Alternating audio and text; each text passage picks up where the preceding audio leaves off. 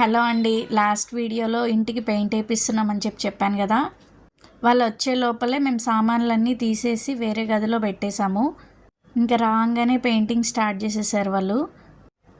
వాళ్ళు వేస్తున్నంతసేపు ఖాళీగా ఉన్నాను, ఏం పని లేకుండా.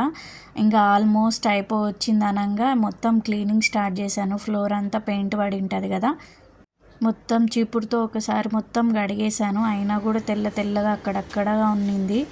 మాప్ పెట్టి మళ్ళీ తుడిచాము 2-3 టైమ్స్, అప్పుడు పోయిందనమాట. ఇంకా అది అక్కడ అయిపోయిన తర్వాత ఇంకా కిచెన్లో కూడా మొత్తం క్లీన్ చేశాను. పూజ సామాన్లు కూడా తీసేసాము, అవి కూడా క్లీన్ చేసి పెట్టేశాను. ఎంత ప్రొఫెషనల్ పెయింటర్ అయినా ఎక్కడో ఒక దగ్గర పెయింట్ పడుతూనే ఉంటుంది కదా, అట్లనే ఉండిపోతే చాలా గలీజ్గా ఉంటుంది. అవన్నీ క్లీన్ చేసేసాను. ఇంకా మా ఇంట్లో ఇది చాలా యూనిక్గా ఉంటుంది వాచ్.